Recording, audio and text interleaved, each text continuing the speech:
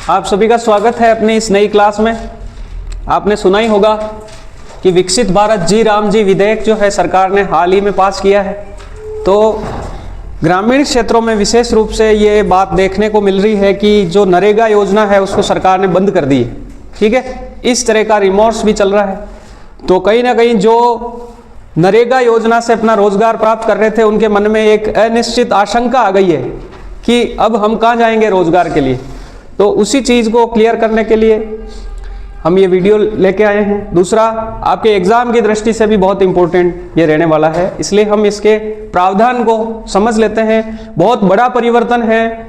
जो नरेगा योजना थी वो एक तरह से ग्रामीण रोजगार के लिए एक बहुत बड़ी मिसाल के तौर पर थी, इसलिए जो है बहुत बड़ा एक संबल भी था ग्रामीण एरिया के लोगों के लिए। तो ये एग्जाम के लिए भी अपने बहुत काम का है। इसके प्रोविजन के बारे में पूछा जा सकता है, इसके नाम के बारे में पूछा जा सकता है। तो थोड़ा सा इसको हम डिटेल से देख लेते हैं। ठीक है दोस्तों, जो नरेगा योजना है उसकी जगह नया विधेयक सरकार लेके आई है, वो है विकसित भारत जी राम जी विधेयक 2025। तो ये जी राम जी है, इसका क्या मतलब है? इसका मतलब है रोजगार और आजीविका मिशन ग्रामीण। ठीक है, विकसित भारत तो इसके साथ लग ही रहा है ना। तो विकसित भारत रोजगार और आजीविका मिशन ग्रामीण, ये जो है इसका जी राम जी का नाम है। तो आपको सबसे पहले तो नाम ही पूछा जा सकता है एग्जाम में कि इस विधेयक की जगह जो नया विधेयक आया है उसका नाम क्या है। तो उसका नाम क्या है? विकसित भारत रोजगार और आजीविका मिशन ग्रामीण। ठीक है, ये नरेगा का नया नाम है। तो इसका मेन उद्देश्य क्या है? विकसित भारत के लिए मनरेगा में सुधार करना, यानी जो आपकी मनरेगा योजना थी उसमें कुछ सुधार करके उसका नया वर्जन लेके आए हैं। क्योंकि ये देखा गया है कि एक लंबे समय के बाद भारत की गरीबी में भी कमी आई है। नरेगा के जो उद्देश्य थे उन उद्देश्यों में भी जो है बदलाव आया है। ठीक है, दूसरी बात यह है कि सरकार के उद्देश्य भी चेंज हुए हैं। ठीक है, और रोजगार भी डाइवर्सिफाई हुआ है, इसलिए सिर्फ हम एक ही क्षेत्र में रोजगार दे रहे थे, तो अब सरकार ने इसको 4 अलग अलग क्षेत्रों में डाइवर्सिफाई किया है। ठीक है, तो ये मेन जो है इसके उद्देश्य है वो ये है। ठीक है, दूसरा, जो 100 दिन का रोजगार था उसको बढ़ा के 125 दिन का रोजगार कर दिया गया है। 4 अलग अलग डाइवर्सिफाई एरिया जो मैंने आपको बताया वो है। वित्त पैटर्न में भी चेंज कर दिया है। पहले सारा खर्चा केंद्र सरकार करती थी, अब जो है खर्चे को बांट दिया गया है। ठीक है, हम आगे देखेंगे कि इस पैटर्न पर कैसे बांटा है। ठीक है, तो हम इसमें मेन जो इंपॉर्टेंट फैक्ट अपने एग्जाम की दृष्टि से है उनको देखते हुए चलेंगे। तो विकसित भारत 2047 में अपने देश को आजाद हुए 100 साल हो जाएंगे। तो सरकार ने यह निश्चित किया है कि हम 2047 तक अपने देश को विकासशील से विकसित बनाएंगे। तो विकसित बनाने के लिए हमें अलग अलग एरिया में अलग अलग काम करने पड़ेंगे। तो ये जो मनरेगा में बदलाव है ये भी एक तरह से देश को विकसित बनाने के लिए एक प्रयास है। तो रोजगार गारंटी को प्रति ग्रामीण परिवार बढ़ाकर 125 दिन कर दिया है। वेरी इंपॉर्टेंट फैक्ट है कि पहले 100 दिन मिलता था, अब कितना कर दिया है? 100 दिन की जगह 125 दिन कर दिया है, जिससे आय सुरक्षा सुदृढ़ होगी। यानी पहले 100 दिन का ही रोजगार मिल रहा था 365 दिन में से, अब उसको 125 दिन कर दिया है। 4 प्राथमिकता क्षेत्र, जैसा कि मैंने बताया अभी 4 एरिया कौन कौन से हैं आगे देखेंगे हम। उन 4 प्राथमिकता क्षेत्रों में टिकाऊ ग्रामीण अवसंरचना के साथ साथ मजदूरी और रोजगार को भी जोड़ा गया है। ठीक है, विकसित भारत ग्रामीण अवसंरचना स्टैक जो है वो राष्ट्रीय रूप से एकीकृत और विकसित ग्राम पंचायत योजनाओं के माध्यम से विकेंद्रित योजना विनिर्माण को सुनिश्चित करता है। यानी पहले क्या था कि ऊपर से नीचे था सिस्टम कि सरकार पैसा देगी, फिर ऊपर से योजनाएं बनेगी, फिर नीचे आके इंप्लीमेंटेशन होगा। यहां पर क्या कर दिया है कि ग्रामीण लेवल से, ग्राम पंचायत लेवल से योजनाएं जो है फुलफिलमेंट होगी, वहां से ही एक प्रकार से एकीकृत रूप से और विकसित ग्राम पंचायत का कॉन्सेप्ट रखा गया है कि एक बार ग्राम पंचायतें विकसित होगी तो अपने आप देश विकसित होगा। तो पहले ये सिस्टम सरकार से ग्राम पंचायत की तरफ नीचे था, अब इसको ग्राम पंचायत से सरकार की तरफ यूं बना दिया है। ठीक है, दूसरी, मानदंड संबंधी वित्त पोषण और केंद्रीय रूप से प्रायोजित संरचना की ओर बदलाव। यानी क्या किया है कि वित्त पोषण पहले सरकार, केंद्र सरकार ही सारा पैसा देती थी, अब राज्य सरकारों को भी इसमें जो है 40% राज्य सरकारों को देना है, 60% केंद्र सरकार देगी, और कुछ राज्यों को उससे छूट भी दी गई है, उनको हम आगे अभी देखेंगे। अब ये थोड़ा सा इसकी प्रस्तावना है कि भाई कैसे आया है, क्या है। तो अपने एग्जाम की दृष्टि से वैसे ज़्यादा इंपॉर्टेंट ये है नहीं, लेकिन जो आरएएस के इंटरव्यू चल रहे हैं उनके लिए बहुत काम की चीज़ है। इसको जो इंटरव्यू देने वाले मेरे साथी हैं उनको इसको बढ़िया तैयार करके जाना चाहिए। तो ग्रामीण रोजगार लगभग 2 दशकों से यानी लगभग 20 साल से भारत की सामाजिक सुरक्षा संरचना की आधारशिला रही। यानी 2005 में हमने नरेगा लागू किया था, ठीक है। 2005 में क्रियान्वित होने के बाद से महात्मा गांधी राष्ट्रीय ग्रामीण रोजगार गारंटी अधिनियम मनरेगा जो है ये मजदूरी देने वाला यानी रोजगार प्रदान करने वाला, ग्रामीण आय को स्थिर करने और मूलभूत अवसंरचना निर्माण के लिए बहुत बड़ा जो है काम कर रहा था। फिर बढ़ती आय, बड़ी कनेक्टिविटी, व्यापक स्तर पर डिजिटल पहुंच, और अभी जो 20 साल में हमारे ग्रामीण क्षेत्र में काफी जो है चेंज हो गए हैं, आमूलचूल परिवर्तन हो गए। उसके हिसाब से इस योजना को भी चेंज करना जरूरी हो गया था। इसी पृष्ठभूमि जो है सरकार ने क्या किया, विकसित भारत रोजगार और आजीविका मिशन ग्रामीण विधेयक 2025 उसको लेके आए, ठीक है। उसमें क्या किया कि मेन रूप से अपने विकसित भारत 2047 का दीर्घकालिक अपना विजन है उसको फुलफिल करने के लिए इसमें प्रावधान किए हैं। फिर ये बुनियादी ढांचा, जवाबदेही और आय सुरक्षा को सुनिश्चित करता है, ठीक है। कैसे करता है अभी देखेंगे हम आगे डिटेल से। विकसित भारत जी रामजी बिल 2025 जो है इसमें क्या किया गया है वो थोड़ा सा हम देखते हैं। रिप्लेस मनरेगा ए मॉडरेट नेचुरल एम्प्लॉयमेंट फ्रेमवर्क, यानी इसने किसको रिप्लेस किया है, मनरेगा को रिप्लेस किया है। ये क्या करेगा, मॉडर्न रूरल एम्प्लॉयमेंट फ्रेमवर्क देगा, यानी ये फ्रेमवर्क जो है पहले फ्रेमवर्क था उसमें बदलाव करेगा। Enhanced employment guarantee 125 days of ways employment पर रूरल हाउस होल्ड, यानी प्रत्येक परिवार के अंदर जो है पहले 100 दिन का रोजगार था उसको बढ़ा के 125 दिन कर दिया गया है ना। फोकस्ड नेचर ऑफ वर्क्स, जो नेचर ऑफ वर्क्स थे पहले एक ही एरिया में काम होते थे कि अपने को सिर्फ ग्रामीण अवसंरचना में कुछ निश्चित काम थे उनको बढ़ा के 4 प्रायोरिटी एरियाज निश्चित कर दिए गए। 4 प्रायोरिटी एरियाज कौन कौन से हम आगे अभी देखेंगे। Local planning with national integration, जैसा हमने पहले देखा कि ये ग्राम पंचायत लेवल पर प्लानिंग की बात करता है, और ग्राम पंचायत के बाद में पंचायत समिति, जिला, जिला के बाद में राज्य, राज्य के बाद में नेशन। तो इस तरह से ये नीचे से ऊपर की तरफ बात करता है, ठीक है। फिर सपोर्ट टू एग्रीकल्चर, एग्रीकल्चर को सपोर्ट करने के लिए भी इसमें प्रोविजन ये किए गए हैं कि जब खेती का एक सबसे बड़ा ड्रॉबैक जो कि ये निकल के आता था कि जब खेती के अंदर मजदूरों की जरूरत होती थी, यानी वर्क फोर्स की जरूरत खेती में होती थी, तब जो है आपके काम करने वाले जितने भी लोग थे जो नरेगा की तरफ काम करते थे, तो वो खेती के अंदर मजदूरों की आवश्यकता होती थी जब वहां पर मजदूर नहीं मिलते थे। तो इसके अंदर ये निश्चित किया गया है कि राज्य सरकार क्या करेगी, 60 दिन के लिए, अलग अलग राज्यों में अलग अलग टाइम पे खेती का काम आता है, तो राज्य सरकार 60 दिन तक इस जो नई योजना है इसमें छुट्टियों का प्रावधान कर सकती है कि कोई से भी साल के अंदर 60 दिन, 365 में से 60 दिन यानी 305 दिन के लिए ये योजना है, ठीक है, ताकि खेती का काम भी खराब नहीं हो। Peak sowing and harvesting seasons, जब भी बोने का और उनको वापस खेती को निकालने का टाइम हो, जब 60 दिन की छुट्टी की जा सकती है। Predictable funding framework shift to normative funding, यानी पहले यह था कि जितना खर्चा होगा उस हिसाब से फिर अलॉटमेंट होता था, ठीक है। अब ये हो गया कि आपको फंडिंग ऊपर से मिलेगी, उसको खर्च करना ही है, ठीक है। पहले यह था कि योजनाएं बनेगी उस हिसाब से अलग अलग जगह पर अलग अलग जो है पैसा आवंटित होता था। अब ये हो गया कि आपको नॉर्मेटिव फंडिंग मिलेगी, उसको आपको योजना बना के उसको खर्च करना ही है, ठीक है। Strong transparency and oversight, AI based monitoring, real time dashboards and mandatory social audits. इसमें यह हुआ है कि स्ट्रॉन्ग ट्रांसपेरेंसी, पहले यह था कि जैसे नरेगा में मेट जो है अटेंडेंस लेके आ गया कि कोई अटेंडेंस लगा के दूसरे काम में चला गया, इस तरह से उसमें जो है ट्रांसपेरेंसी का अभाव था।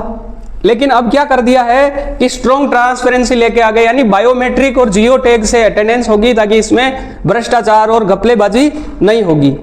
Centrally sponsored structure, shared centre state responsibility, यानी पहले यह था कि केंद्र सरकार पैसा दे रही है तो राज्य इतने सीरियस नहीं थे, अब यह हो गया कि इसमें 40% राज्यों को देना है तो राज्यों को सीरियसली इस काम को करवाना पड़ेगा।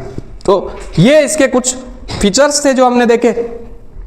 भारत में ग्रामीण रोजगार और विकास नीति की पृष्ठभूमि, ये तो 1960 से या फिर जब से हम आजाद हुए तब से कौन कौन से रोजगार के कुछ प्रमुख जो है सरकार के कदम थे वो बताए गए हैं।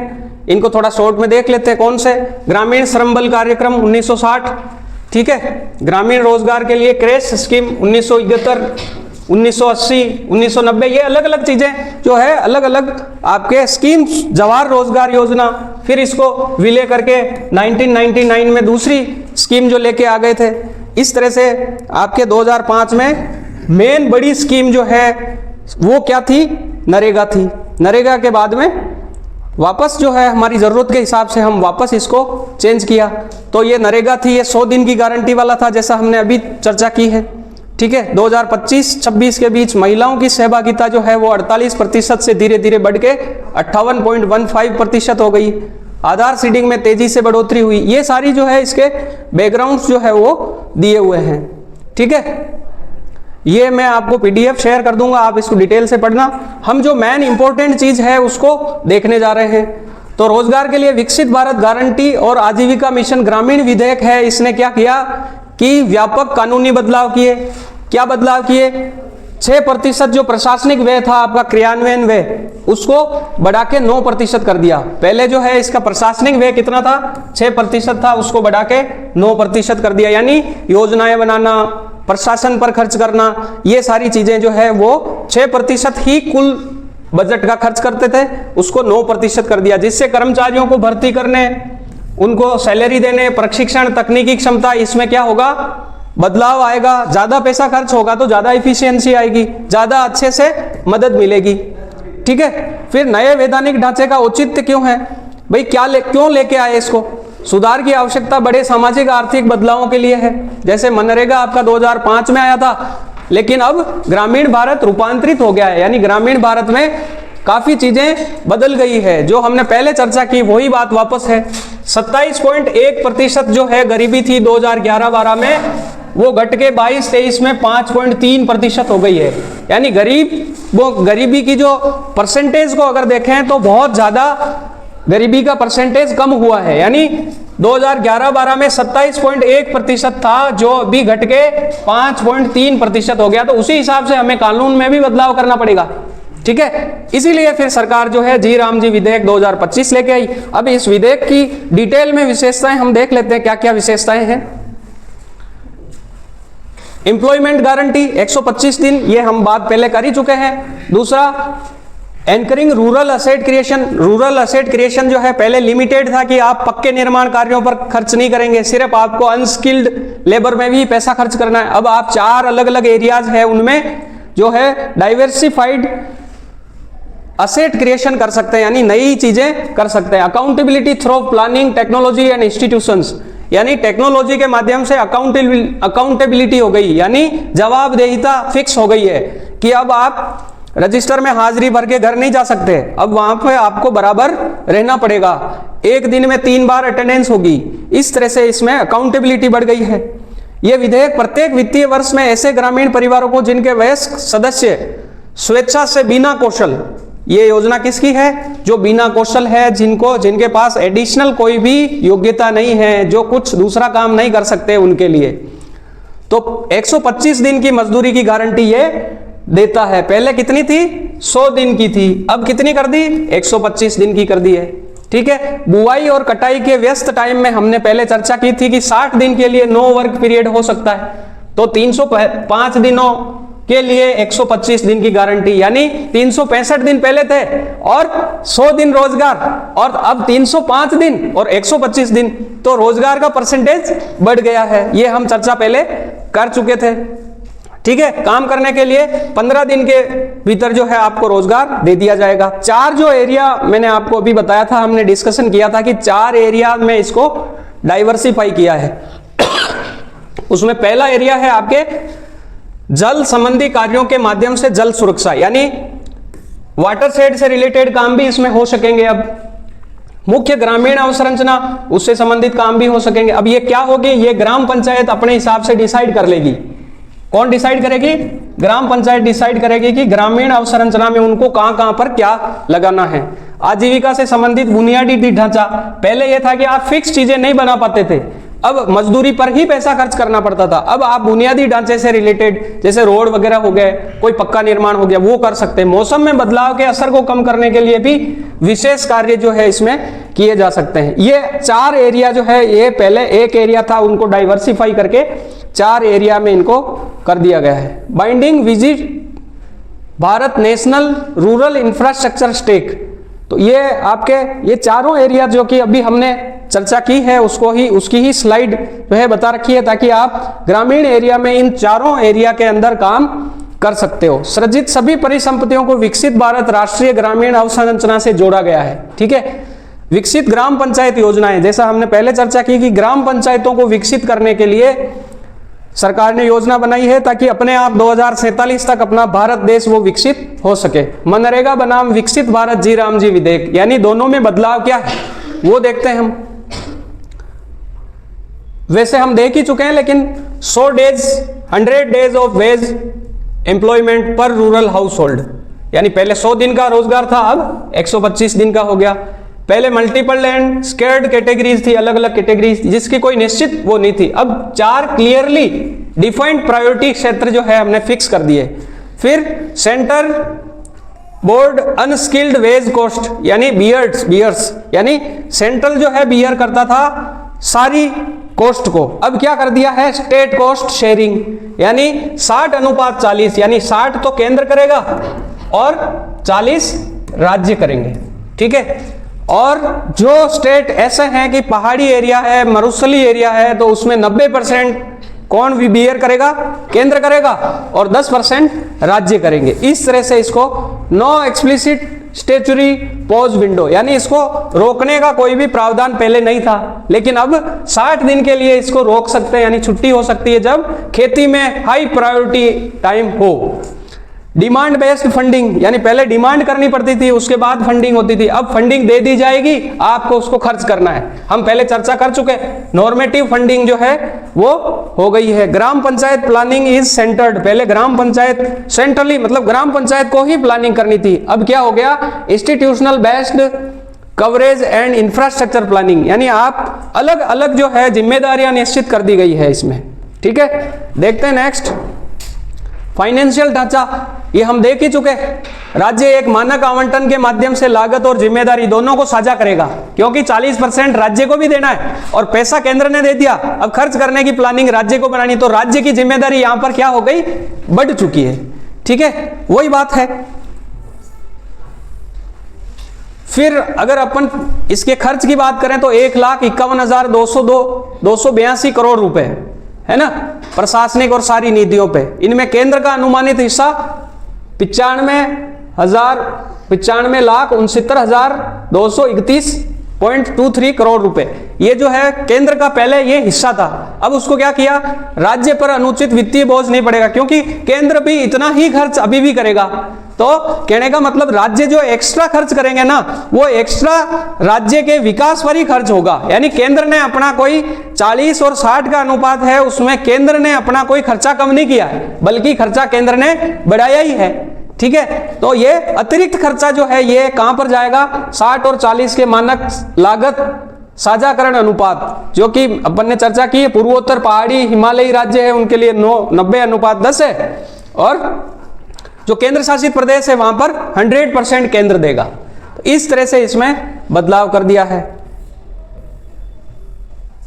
ये फाइनेंशियल जो है इसके बारे में थोड़ा दे रखा है, अभी हमने चर्चा की है, वही वाली बात है, 100% केंद्र देगा, किसमें, यूटीज में, और 60% अदर स्टेट में देगा, 90% हिमालयी और मरुस्थलीय और पहाड़ी इलाकों के लिए देगा।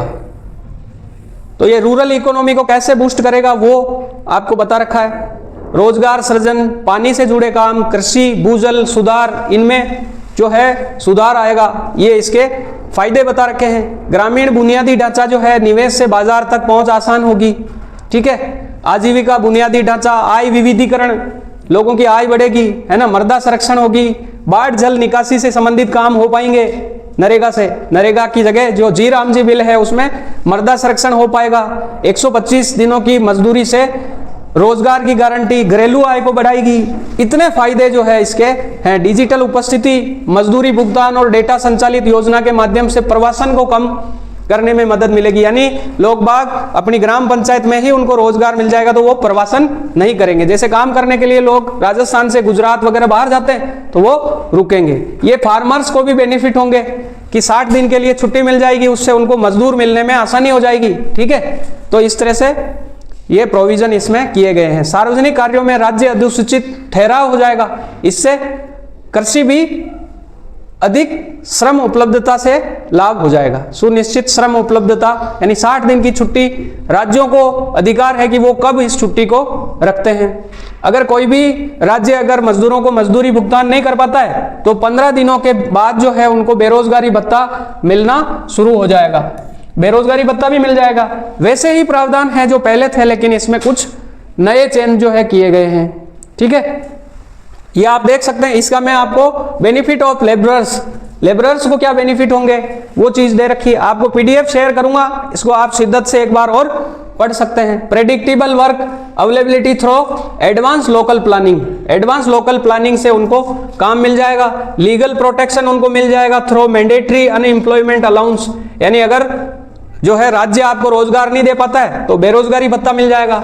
Higher earning potential with 125 guaranteed work days, पहले 365 दिन में कितने रोजगार मिल रहे थे? 100 दिन, अब 305 दिन में 125 दिन।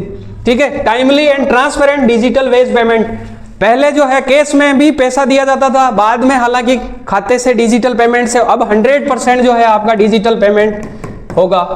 Direct benefit from improved village infrastructure, तो विलेज इंफ्रास्ट्रक्चर जैसे अगर 100% आपके इससे पेमेंट होगा डिजिटल पेमेंट, तो ग्रामीण क्षेत्र में एक वित्तीय साक्षरता भी आएगी, लोग बैंक जाना सीखेंगे, है ना, और फोन पे वगैरह ये चलाना सीखेंगे। तो ये फायदे हैं इसके। निगरानी के लिए भी इन्होंने है जो इसमें बदलाव किया है। क्या बदलाव किया है? केंद्रीय और राज्य ग्रामीण रोजगार गारंटी परिषदें बनेगी जो इस पे नीतिगत मार्गदर्शन देगी और इसकी कार्यान्वयन की समीक्षा भी करेगी। पहले ऐसा कोई ढांचा था नहीं। राष्ट्रीय और राज्य संचालन समितियां जो है ये इसकी रणनीतिक दिशा, तालमेल, निष्पादन समीक्षा ये सारा काम करेगी। पंचायती राज संस्थाएं हैं ये योजना निर्माण और इनका नेतृत्व करेगी। ग्राम पंचायतें लागत के हिसाब से कम आधा क्रियान्वयन करेगी। ठीक है, और क्या होगा? जिला कार्यक्रम समन्वयक और कार्यक्रम अधिकारी होंगे, ये सारे योजना निर्माण, अनुपालन, भुगतान, ये सारा काम, लेखा प्रबंधन ये सब करेंगे। ग्राम सभाएं जो है इसकी सामाजिक लेखा परीक्षा करेगी कि भाई ये योजनाएं हैं ये वाकई में काम कर रही नहीं कर रही, क्या बदलाव कर सकते हैं, इन्होंने काम किया वो वाकई में संबंधित एरिया के काम आ रहा नहीं आ रहा। इस तरह से इसकी सामाजिक लेखा परीक्षा भी होगी। पारदर्शिता, जवाबदेही, सामाजिक सुरक्षा, ये सब चीजें जो है ये विकसित भारत जी राम जी बिल लेके आएगा। बायोमेट्रिक प्रमाणीकरण, कृत्रिम बुद्धिमत्ता, एआई, ऑटोमेटिक अगर व्यक्ति नहीं आया अपने आप एक फिक्स टाइम पर उसकी एब्सेंट लग जाएगी एआई से। ठीक है, बायोमेट्रिक प्रमाणीकरण से यानी भ्रष्टाचार नहीं हो पाएगा। अभी ये होता था कि मेट ने एक की अटेंडेंस लगा दी, दूसरा बेचारा बेरोजगारी से ग्रसित है, उसको रोजगार नहीं मिल रहा, और एक व्यक्ति अपनी अटेंडेंस करके घर चला गया, जबकि यहाँ बायोमेट्रिक प्रमाणीकरण से उसको वहीं पर रहना पड़ेगा। जैसे ही उसके जो सेलेक्टेड मोबाइल नंबर है वहां से अगर लोकेशन आउट हुई और एब्सेंट लग जाएगी, तो ये एआई से काम करेगा। जीपीएस, मोबाइल आधारित निगरानी जो हम चर्चा कर रहे हैं वो यही बात है। निष्कर्ष क्या है? निष्कर्ष यही है कि विकसित भारत 2047 के विजन को देखते हुए ये योजना हमने चेंज की है, और ये जो है वाकई में अब ये देखना होगा कि ये किस प्रकार से काम करती है और इसके आउटकम्स क्या आते हैं। लेकिन इसमें जो आलोचक है वो इसकी आलोचना इस आधार पर कर रहे हैं कि ये 60 दिन की जो छुट्टी दी गई है वो जरूरी नहीं है कि खेती का काम सभी जगह हो। जैसे मरुस्थलीय एरिया है, कुछ एरियाज ऐसे हैं जहाँ पर खेती का काम नहीं होता है, तो वहाँ के लिए थोड़ा सा ये भी इसकी आलोचना विपक्षी पार्टियां कर रही है कि सरकार को महात्मा गांधी के नाम से प्रॉब्लम थी, इस वजह से हटाया है। तो ये जितनी भी बातें हैं ये सारे निराधार हैं। ठीक है, सरकार ने जो बदलाव किया है अच्छा ही है। एक बार इसको इम्प्लीमेंटेशन होके उसके बाद जो है देखना चाहिए कि ये कितना सफल हो पाता है, कितना ये विकसित भारत 2047 के विजन को प्राप्त करने में कितना अपना योगदान दे पाता है। तो ये समय की मांग है चेंज होना। ये अच्छा ही कदम है सरकार का, और एक बार इसको क्रियान्वयन के बाद इस पर कोई टीका टिप्पणी या आलोचना करनी चाहिए। Thank you so much.